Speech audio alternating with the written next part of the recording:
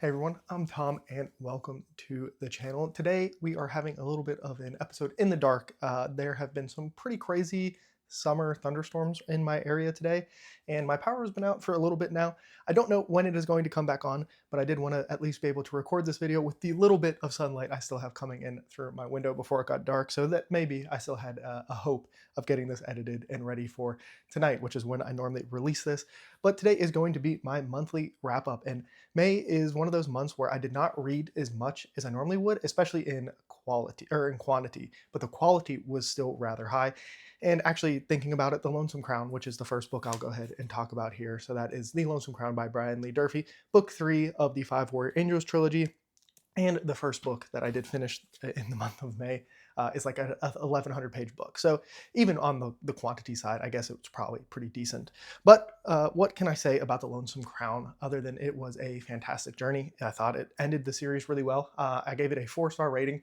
And while it is probably my least favorite of the trilogy, this is a trilogy, I have said it time and time again, that is going to be in my top 10 series of all time. Like if I had to make a list right now, I don't know exactly where it would rank. Maybe that's a list I'll do here at some point, but it is definitely a series that would end up in that list. I think it does so many things so well. It is a great mixture of modern and classic fantasy coming together with so many great elements that I really just think, especially if you're into a more grim, I don't want to even call this series Grimsdark because to me, there's a lot of hope in this series. There's a lot of love and care and just a lot of those kinds of elements in it that while yes, there are some very dark things and there are some very grim things and disturbing things that happen in this trilogy, in this book in particular.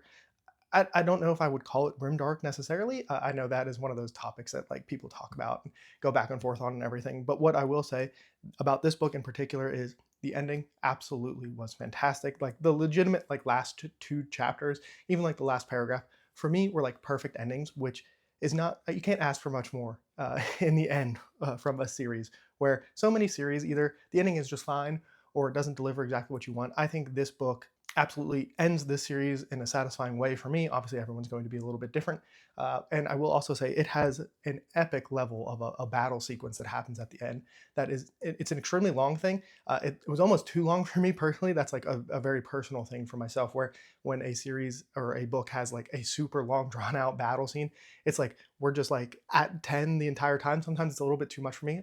And so I compare this to Oathbringer because I had that same kind of, I don't want to call it a complaint, but like that is a criticism for those books for me, but that is the most negative thing I can really say because in general, I just had such a good time with this series. I'm going to miss this cast and character group of characters. I would love to see more books in this world, in this series. It could be kind of, honestly, he could go super far into the future. He could do like a close sequel. I don't know, but I would absolutely love to see some more books in this series, and it is absolutely a hard recommend for me. I feel like it is one of those series that was popular on BookTube for a little bit, and then for whatever reason, kind of got pushed to the side for other things. And I think that is a travesty because I think that is a series that has so much to offer. And once again, I do highly recommend it to everybody out there. And now the only other thing that I ended up finishing in the month was Discovery by J.A.J. Mitten, also known as Talking Story here on BookTube. And I've been saying that I was going to hold off until I finished this book before I said too much about it. And I will say I'm really glad I did because I think the ending of this book also was extremely well done. And I think a lot of complaints, or I don't want to call them complaints, but a lot of like concerns that I had, I think were really solidified by the ending and kind of fixed a lot of the feelings that I had where if I had talked too much about the book when I wasn't done with it, my not that my opinion has changed, but my outlook on this series is significantly more positive because of how well I think the ending of this book landed, which is always a super positive thing. Like I really wish book 2 was out now, basically is how I'm feeling about it. In general, I did only give this a 3-star rating, which for me means I liked it. I thought it was a good book. And some of that does come from the middle part of this book for me was a little bit more of a struggle than I would have liked, especially with how strong the first section of this book was for me. I think the first act, or this book is like broken up into books, right? Or into, what do they call it? They have like a specific name for it. Yeah, no, it's acts. Okay, cool. I was right. So there's specific acts, and so like the first act in here was some of my favorite stuff that I have read the entire year. I thought it was absolutely fantastic. It opened the premise of what it looks like this entire series is going to be. And maybe when I read that first chapter or that first act, I really thought this book in particular was going to deal with that more. And that is not really what we got. But we got all these individual building blocks, which for me felt very disjointed at times. And that's why I'm so glad I waited for the ending to really say anything, because I think the ending takes all of those pieces that to me kind of felt disjointed, and I wasn't really sure where everything was going. And obviously I still have questions, which you should. This is book 1 of 5 in a series.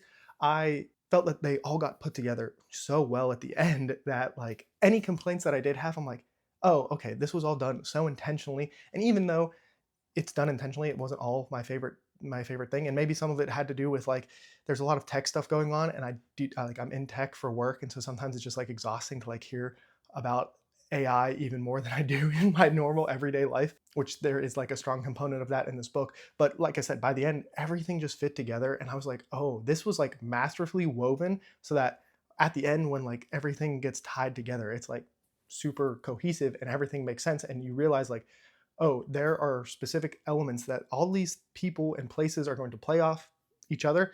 And you also realize that, oh, we're just scratching the surface. There's even more things that are going to get tied into this. There's more people and more places that are going to be like really pivotal to the story that is being told.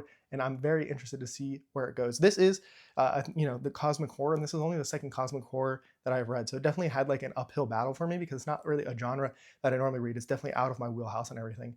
But overall, positive feelings on it. I know for some people, a 3-star rating is like super negative. For me, that means it's a good book that I liked. So yeah, once again, I am very much looking forward to the second book. I don't know if they've said much about the second book. I did hear some rumblings of an audiobook coming out soon-ish for this maybe, so you could check that out maybe. But yeah, overall, I think I would say it is worth the read, and if you are interested in it, that you should definitely check it out. And then in the month of May, I also started 2 more reads. The first one being Tears of the Fallen by Chance Dillon, another booktuber here. He sent me this early, and I am only 15 pages into this, so obviously, oops, my bookmark's trying to run away. I didn't get too far into it, and 15 pages is not nearly enough to say too much about it, other than there's a lot of names and a lot of things happening already. So that'll be definitely an adventure for me as somebody who sometimes struggles with that. But I have heard that that is kind of what to expect from the first third or so of this book, where it's a very much in the vein of like a Malazan, where it's throwing you into the world and you're going to kind of figure it out. And once it clicks and everything is super good. So that is kind of what I expect out of here. But then the only other book I started this month that I do really want to talk about here is Demon Copperhead. I'm getting very close to the end of this book, actually. When I didn't realize it at the time until I looked at my notes. I'm actually very, very close to getting done with this. And this book is absolutely amazing, but it is also so depressing. It is making me so sad and like upset on the inside at the same time. And it's quite the interesting reading experience for somebody like me who normally reads for like purely enjoyment. And I'm definitely enjoying this book. Like right now, it is on track to probably be like a 5-star book. Like this is a book I am absolutely loving. It is so good. Like when I wake up in the morning, all I want to do is listen to it. But man, it is heartbreaking and sad, and it's making me sad and angry at the world. And it's just one of those books where I really like, without even finishing it, if I could get like, this is one of those books where I think I would recommend to literally anybody and say like, you should read this. It's going to impact you in a, like, if it doesn't impact you in a meaningful way, I would be concerned about like your emotional state and like how you view the world and like injustices and like your care for other individuals, which maybe sounds like really preachy, but like, who cares? That's just how I feel, especially like this book. So it's hitting me hard, and I'm glad that I'm reading it. I wish I hadn't waited as long as I did to read it. This is just like one of those books that's probably going to be an all-timer, unless something crazy happens in this last like third. I think I have about a third of it left. Unless something crazy happens in the last third of this book, like I don't see how it's not my next 5-star for the year, which is a pretty crazy thing to say. And because I don't give those 5-star ratings out at all. But I will have to wait until the end of June to really talk about it more, because I won't finish it until then. But that has been my reading. As you can see, novel-wise, it has not been too much. We'll get into it when I get to that section, but I watched way too much TV this month, just kind of trying to chill out. So definitely do let me know what you read, what your thoughts are on any of these books, if you have read them. If you have any questions, you can hit me up in the comments or reach out to me on Discord in the Book Street Boys. That'll all be linked in the description as always. But now let's go ahead and switch gears a little bit and talk about manga, which is some of the other reading that I tried to pretend to do here on the channel, because it's not something I have been extremely successful about here recently. Manga is one of those things where I normally binge a whole lot of it when I do. And this month I read, let's see, I read some Black Clover, I read a little bit of Dragon Ball Super, and just a little bit of Free Beyond Journey's End. Not a whole lot of any of them. I think maybe a chapter or two of each of them. Black Clover, as I have said over and over again, I'm very ready for it to be over. I think it has been good. Borderline, no, I don't think it's been borderline great. I think it's just been a good, solid manga from the beginning. It's one of those few manga that has been popular that I picked up when it started and have been riding with it until the end, which has been kind of a cool experience because I was late to My Hero, I was late to Demon Slayer, even though I caught up on those series.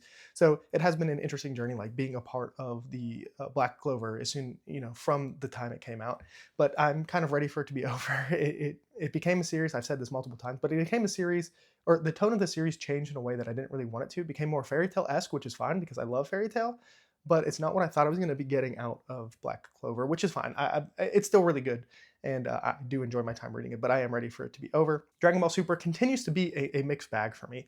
It is doing the thing where it's taking characters that have like a legacy and they just don't feel like those characters anymore, which is frustrating for me as somebody who like Dragon Ball and Dragon Ball Z are like probably like, if you combine them as one, they're like two, probably my second favorite manga, right? Like just behind Berserk. And there are some days where maybe if I flipped a coin, it would be number one, especially Dragon Ball. I like Dragon Ball Z too, but there's something like super nostalgic and that just like hits me perfectly with like Dragon Ball. And so Super just feels like this weird thing that I don't know how to feel about it in totality. And it almost reminds me of Boruto in a sense. I think it's better than Boruto, but in the sense that there is a legacy series that has so much love and care behind it from a fan base that it just isn't the same thing anymore, which is fine. I'm sure Super has its fans and I can see why, but I hope this is coming across the way I want it to because it's just one of those series that I care so much about, and to see these things happen as like as its legacy goes on, like you always still have those original series, right? But this is what like people will have it as their first introduction to it, and that just feels wrong in so many ways. So that is just my continued mixed bag with Dragon Ball Super. And then Frieren has, again, anytime I read it, Frieren has just been so good. I think I think it has a chance to be like a top 5 manga all time for me. And I don't want to say too much more than that because I haven't read enough of it for me to really say anything other than that. But in the 20-ish chapters, maybe a little bit more at this point, that I have read from Freer, and it's a special series for me. And I don't know why I can't really put my finger on it, but sometimes when you just read something and you just get that feeling and you just know that it's something special, that is how I am for Frieren. So if you have not checked any of those out, I can definitely recommend Frieren. If you are like a hardcore Dragon Ball person and you have stayed away from Super this long like I did, I'm going to recommend that you stay away from it forever because I don't think you're missing out on too much. And Black Clover, if you want to be able to binge a series that I think the quality continues as it goes on, you can jump on it and probably, depending on how, I think are we 300 chapters or something into Black Clover? I don't even know right now. Actually, I should check. But that is, a series that I think is worthwhile checking out if you have a bunch of lulls going on. And if you like the shonen kind of like Naruto-esque, One Piece-esque, fairy tale-esque kind of story, you probably already know about it. You've probably have already experienced it a little bit, but I would recommend it. And now I already mentioned that I watched way too much TV and stuff here in the month of May. And so we'll go ahead and talk about that. Let's go ahead and start off with something that's a highlight for me, and it's a very niche thing. I have mentioned here a few times that I train strongman, I compete in strongman in the 105 kg weight class. But World's Strongest Man happened, and that is, obviously one of the 4 big shows that happen in strongman every year. I absolutely love watching. Well, you can't watch it. You can. There's a spreadsheet. You can. There's like there's a YouTube channel that basically did strongman radio because they couldn't show any footage, but they live streamed and talked, basically giving like a play-by-play radio version style. And so I spent, that was a four-ish day. Yeah, it was 4 days of listening to Strongman all day. It was a crazy competitive show, super close to the very end. Like a second decided who the winner was versus who wasn't, just all kinds of crazy things. And so I really enjoyed my time with that. There's some big strongman shows coming up here in the next couple of weeks, so I will be paying attention to those as well. But World's Strongest Man was a pretty good time. I also finished Band of Brothers, and I this is one of those ones where I kick myself for like putting my own foot in my mouth, because early on I was like, I get why people really like this show, but like the list, like I looked at IMDb and it has Band of Brothers as like a top 10 show of all time. And I was like, I don't know if it's that good. And then by the end of it, I'm like, gosh, I'm such an idiot. This is so good. It's so well done. I think it shows World War II in a very interesting way, and it is just like absolutely fantastic. One of the better shows I have watched, and I totally understand why. At the end, when he says, I am I a hero? No, but I served in company of heroes. It's like, gosh, that just like I'm sitting at the kitchen counter, like trying not to cry because like that's some real stuff right there, right? And so, I take back anything negative I said about Band of Brothers because I was just wrong. And it just took me finishing the show to realize how wrong I was. Because, man, yeah, that, I've said a lot of things on the internet, and that's one of those ones I would definitely like to take back. And I was actually on an absolute heater with great TV shows because I also watched Chernobyl. I had started it, and then I heard Jimmy and Brian from BellTube talk about it in one of Jimmy's lives. And I was like, oh, sweet, I just started it. And they were talking about how good it was. And it is legitimately like one of the best TV shows I have ever watched, ever. Chernobyl is just, I mean, it is fantastic. If you have not watched it, it's like 5 or 6 episodes. They're all about an hour long. It's a mini series, and it is just, man, it sparked my interest. Like I knew how bad Chernobyl was in theory, but I didn't realize how bad it actually was, if that makes sense. And so like I know like right now as I'm speaking, like there's an ongoing project to build a new sarcophagus around Chernobyl because the one that's there is like deteriorating, and this is going to be a 100-year solution. But like this is a forever problem for humanity because the uranium that is there has a half-life of 4.5 billion years. So like for the rest of forever, we're going to have to keep an eye on Chernobyl because it's so radioactive and bad. Like to this day, they still can't build on top of it directly because the radiation is still too strong, which is just like blows my mind. And just it also just does a good job of showing like some inside looks into the USSR at the time, just all kinds of like super crazy stuff. And I know some of it is done up for TV and is probably dramatized a little bit just to like make it a little bit more entertaining. But even with all of that, like it's just, I mean, it is one of the best TV shows I have watched. And if you have not watched it, it's not like a happy-go-lucky fun time, but it's like a really good time. Oh my gosh, I think my power just came back on. Awesome. Well, anyway, we're going to continue in the dark. um, but yeah, Chernobyl, it absolutely fantastic. We have also been watching The Last of Us season 2. If you have been around on the internet, there's a lot of like really negative discourse about it, and I think some of the reasons people aren't liking it are really dumb. Like anytime people really go in on casting because somebody doesn't look like somebody, I'm just like, does it really matter that she doesn't look like Ellie from the games? Like, not really to me. But I think that being said, I do think season 2 is kind of a mess. I don't understand a lot of the character choices they've made, how they've displayed. Like, I don't know. I don't know if we're gonna watch season 3 if I'm gonna be honest, because I still haven't watched the final episode yet, the season finale. I've heard it's the worst of the show so far, and like, man, just fumble in the back. Like, how hard is it to copy and paste something that was so good? Like, you got this IP because of the story and everybody loved it. Why did we change it so much? And I'm not somebody who's saying, like, I'm not saying everything has to be like page for page, scene for scene. But The Last of Us season 2 is such a weird culmination of like, there are literally things where it's like, that is exactly from the game. And then they've made changes and done things where you're just like, why? Why have we made these drastic character changes that make characters not who they are and just change the story in fundamental ways? I don't know. It's crazy. I'll be borderline on if I watch season 3. That'll be an interesting one. What else? Like I said, I've watched way too much TV. I have not finished it yet, but the Ethernaut, I wish I could say it right because I know I'm saying it wrong. I'm watching it in the original language, which is Spanish. I always highly recommend you do that when you watch a show, by the way. Like, normally the dubbing, especially on Netflix, is so bad. Just watch it and read the subtitles. You'll be okay, I promise. It has been fine. I'm still like too early in to like really say anything. I think I'm only like 2 episodes in. An interesting premise. It just, it's post-apocalyptic, like disaster, dystopian kind of thing happening, but we're watching like the initial stages of that happen. So I'm curious on like how far into the future it goes and everything. So that has been good. That has been my Netflix watch. And then I've also been watching The Pit. Jimmy recommended The Pit to me, and he has kind of been singing its praises recently. And I'm 3 episodes into it, and all I can say is it is also a really, really good show. I'm thoroughly enjoying it. It has this really fast-paced, like, if you have like ADD brain, or you like have brain rot like I do, where you just like have spent too much time staring at like a screen, it's great because it's like Okay, we're on one thing, now we're on another thing, now we're back to another thing. Like it's just is this perfect like attention keeping show that still feels like it has some oomph behind it. And so I highly recommend The Pit as well because it has been super good so far. And then just the last couple of things I want to mention. I was in a couple of other people's videos this month. That would be a discussion on We Are Legion, We Are Bob. That was over on J.R. Carroll's channel. He's also an author. Check out his books. But that was a fun discussion. That's a series that I read a long time ago, but it is one of my favorite sci-fi series for sure. It would, in that same top 10 list, it would be in that top 10 list. I think the Bobs are great, and it's definitely a unique reading experience and definitely something I would recommend. I was also in The Great Hunt chat with It's Lit Book Reviews. We actually just filmed the one for The Dragon Reborn last night. Super fun hanging out with those guys.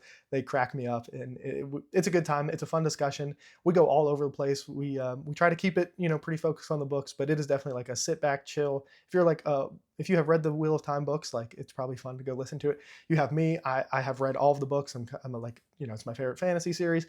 You have Jesse, who has only read the books that we have talked about, so he hasn't read any further into the series. Then you have Andrew, who has read, I think he said the first 6. So like we have a combination of people with different levels of like experience and stuff. And it's funny for me because I've read this series. I think I started in 2021, finished in 2022. It's like I'm trying to remember stuff, and they're bringing stuff up that I don't remember, and it's just a lot of fun. So I definitely recommend checking that out. And then the other video I was in was the Book Snob Tag, and that was over on Noelle D's channel, and I did that with her, Chance, and Jake, Chance Dillon, who's writing Mercy, and then Jake from Nerd Level Rising.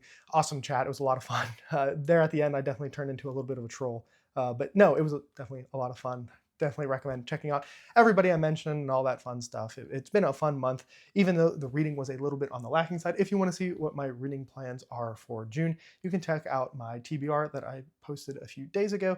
I think I have a pretty fun month lined up with a couple wild cards that may or may not happen in June, including Iron Flame. So if you want to check that out, definitely find that video. I'll probably have it linked down in the description or something like that. But once again, I hope you had a good month. I would love to hear what you did down below in the comments, or honestly, the Discord. I'm there way more than I probably should be because I spend too much time on the internet. But thank you for joining me in this dark episode. Think my power's back on, which is exciting because it was starting to get hot upstairs, and I still need to do laundry and a whole lot of other things before the night is over. But once again, thanks for being here, and remember, read what you want when you want.